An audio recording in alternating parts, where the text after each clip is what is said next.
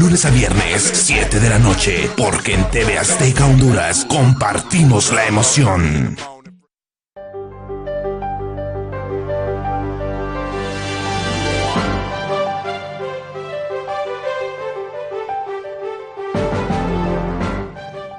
Muy buenas noches, amigas y amigos de Televisión Azteca Honduras. Es un gusto estar acá de nuevo con ustedes, ya después de algunos días de ausencia. Hoy es lunes 19 de febrero del año 2018, este año que ha iniciado caliente ya, y tenemos ya el calor también de la cuaresma.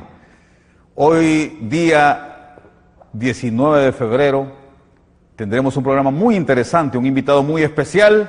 Me encuentro aquí junto a mi amigo y colega de la universidad, el doctor Alan Fajardo. Alan, es un gusto saludarte nuevamente. Y nuestro invitado especial en esta noche, don Fernando García, quien fuera ministro de Desarrollo Social del gobierno del presidente Manuel Zelaya Rosales y además ministro de Economía y Comercio en la administración del presidente Carlos Roberto Reina. Además, el doctor García ha sido un funcionario de alto nivel del Banco Centroamericano de Integración Económica durante muchos años, llegó a ser vicepresidente de esa institución financiera internacional y un tremendo colaborador en temas de microempresa, en temas de economía social de mercado. Fue una de las personas que estuvo al frente de la elaboración de la ley de la economía social de mercado en tiempos del ingeniero Ascona, ya en 1986. Estaba niño yo en ese tiempo, Fernando,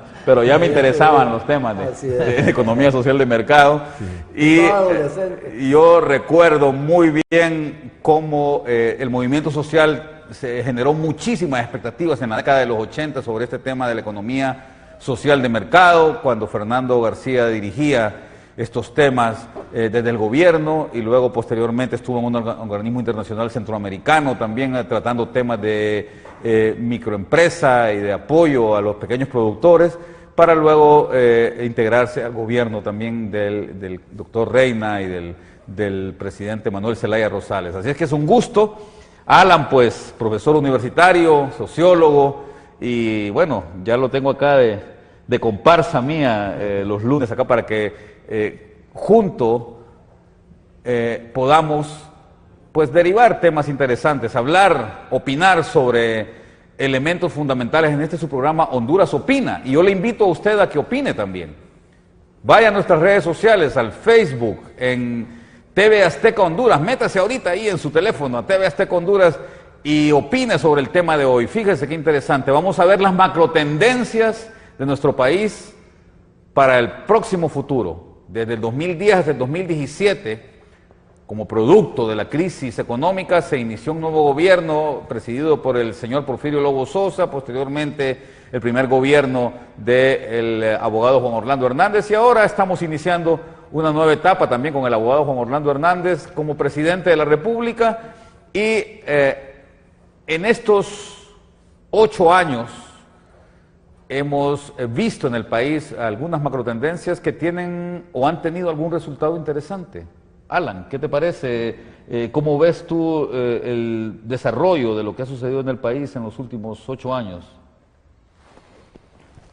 Sí, me parece que es importante repasar con Fernando no solo cómo estamos en materia de crecimiento económico, cómo se ha comportado el Producto Interno Bruto, también el PIB per cápita, cómo, ¿verdad?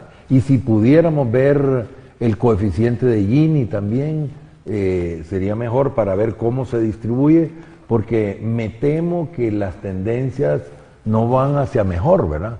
Hasta donde yo he visto, yo recuerdo que teníamos una medalla de bronce en algunos indicadores como de pobreza, estábamos en tercer lugar, y en desigualdad, y me temo, y eso es lo que nos esperamos recibir de Fernando, que las tendencias se han agudizado hacia más desigualdad, el poco crecimiento que hay, que yo pienso que debería haber un crecimiento sostenido de entre 5 y 6% para que podamos tener una superación de la pobreza, ¿verdad?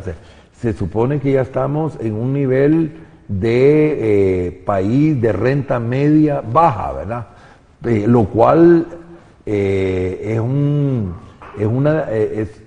problema también, porque para algunos organismos de cooperación, al pasar de ser país de renta baja a país de renta media, ya no aplicamos a algunos... A cierto tipo de fondos. A cierto tipo de fondos. A cierto tipo de financiamiento. Exacto, por ejemplo, la ventanilla concesional del Banco Mundial. Y del BID también. Sí. Y eso es lo que yo le quiero preguntar acá a nuestro experto, Fernando García, que como dije antes, tiene mucha experiencia, sobre todo en temas de financiamiento y en temas de apoyo a la pequeña y mediana empresa.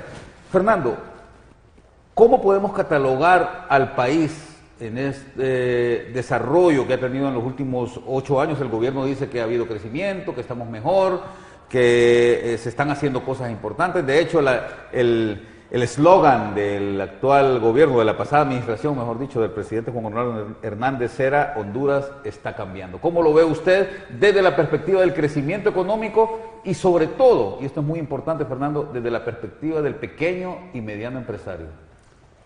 Indiscutiblemente que el país está cambiando, pero en retroceso, penosamente. Todos los datos económicos, sociales, de gobernabilidad y gobernanza, de cooperación internacional y medioambientales así lo indican. Necesitaríamos varios programas para profundizar en cada uno de ellos, pero por ejemplo anoche estaba leyendo un informe del Fondo de Naciones Unidas para la Infancia, UNICEF, y es un análisis sobre desigualdad a nivel planetario. Pero era penoso ver que cuando analizaba América Latina y analizaba Honduras, por ejemplo, realmente siempre aparecíamos en todos los indicadores, particularmente el índice de Gini, como el penúltimo país, salvo Haití. Y vemos cómo países como Venezuela, Bolivia, El Salvador, Nicaragua, habían disminuido significativamente la desigualdad en los últimos años. Pero nosotros tenemos ahora un problema adicional. Y es que mientras en la administración del presidente Zelaya, no me gusta personalizar en este tipo de análisis, se aprobó la ley de transparencia y de acceso a la información pública, en la administración del presidente Juan Orlando Hernández, la administración anterior, y siendo él un alto director del Partido Nacional, se aprobó la ley de clasificación de documentos públicos. Una ley que nosotros, desde el mismo momento en que nos dimos cuenta que se estaba debatiendo, exigimos, demandamos que se modificara sustantivamente y no se hizo. Esa ley de clasificación de documentos públicos se llama en materia de defensa y seguridad. Sin embargo, uno de los primeros artículos ya lo abre para los objetivos de desarrollo nacional y todos los temas de política internacional, con lo cual incluye todos los temas. Es más, posteriormente hace algunas excepciones, como delitos de lesa humanidad, como violaciones sexuales masivas, pero deja incorporado dentro del ámbito de aplicación de la ley los temas de corrupción y de impunidad, lo cual es penoso. Pero adicionalmente deja incorporado también todo el tema de la narcoactividad. ¿Y esto qué tiene que ver con lo primero que había estado apuntando usted, con temas de desigualdad? Que lógicamente uno tiene menos acceso a la información pública. Es más, yo le comento de que los últimos, y al auditorio, que durante los últimos 3-4 meses he estado indagando muchísimos planes, tanto globales como sectoriales o temáticos. Y me he encontrado que, aunque sea con dificultad, uno puede accesar a información sobre planes. Pero cuando va al nivel de ejecutoria, se encuentra que no hay información. Entonces, ¿cómo contrasta lo que es un sistema nacional de planificación que ha sido una vez más debilitado y golpeado con la ejecución real?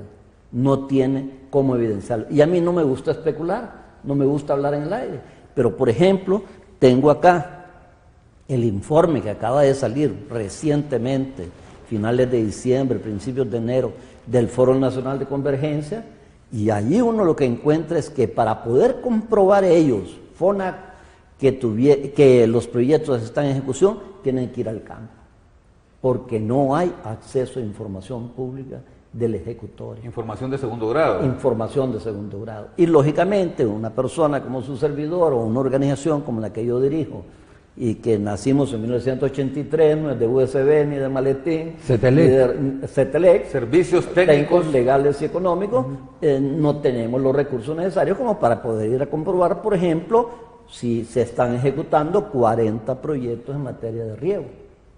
Que sí tenemos los documentos de los proyectos y tenemos el Plan Nacional de Riego y así tenemos una versión del plan de gobierno de la administración anterior de mayo del 2014 que se compartió a nivel de borrador con la cooperación internacional, pero después tenemos una versión de diciembre del 2015 y de ahí tenemos una tercera versión que es de junio del 2016 y de ahí aparece el Plan 2020 que no es un plan, sino que es un conjunto de exposiciones que hemos logrado identificar en que se habla de incentivos a diferentes sectores y actividades económicas a los cuales la administración le apuntó. Pero también tenemos la Alianza para la Prosperidad.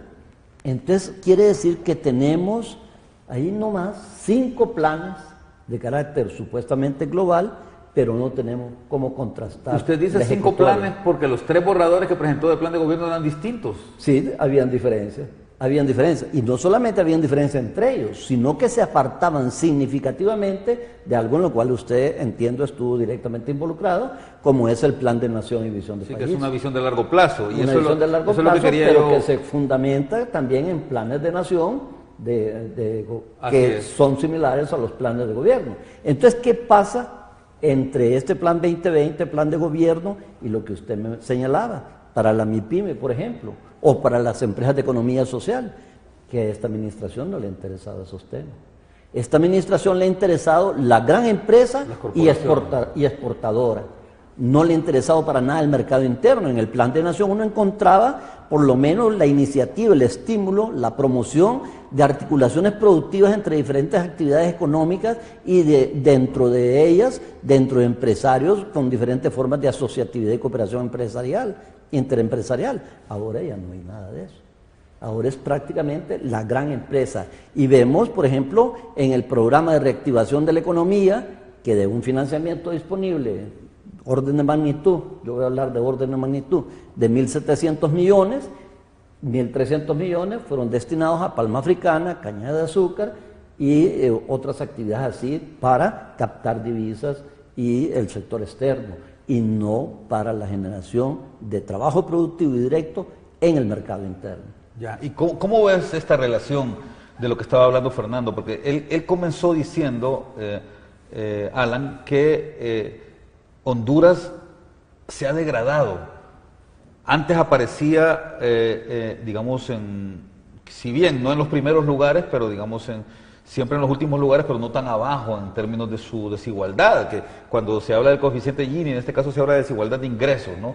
Ahora aparecemos ya en penúltimo y hasta en último lugar en términos de ingreso, y Fernando hacía la comparación con un tema que me parece que es muy sensible, el tema de acceso a la información. ¿Cómo calificas esto que Fernando García acaba de decir en términos de las posibilidades o potencialidades de desarrollo del país?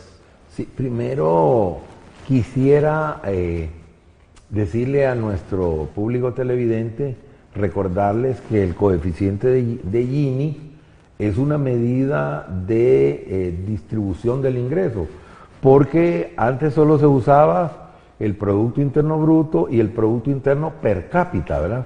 Incluso por persona. O sea, por persona. Y yo recuerdo una anécdota precisamente de Fernando García, cuando él estaba dando una charla con unos campesinos y estaba hablando del consumo de pollo, ¿verdad? Y dijo que según las estadísticas, cada familia en Honduras el año anterior, habían consumido X número de pollos. Entonces pidió la palabra un campesino y le preguntó a Fernando que dónde estaban los pollos de la familia de él, porque lo que era su familia no se habían comido ninguno, ¿verdad? Entonces esa anécdota ilustra muy bien por qué un chiste sociológico y de economistas es sobre en qué se parecen las estadísticas y los trajes de baño, ¿verdad?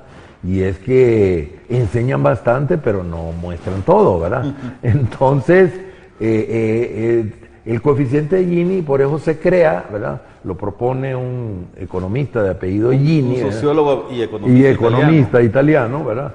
En el cual, como es de desigualdad, es un índice de desigualdad, entonces cero significa cero desigualdad, como si el Producto Interno Bruto fuera idéntico, el coeficiente Gini fuera idéntico al PIB per cápita, o sea, por cabeza. O sea, donde todo el... Como que todo el ingreso estuviera repartido igualitariamente entre todos. En forma absolutamente igualitaria. Y en cambio, al revés, si hubiera un país, teóricamente, con un coeficiente de Gini de 1, sería total desigualdad, donde una sola persona concentraría todo el ingreso. Sabemos que ninguna de las dos cosas son posibles, reales, ¿verdad? Entonces,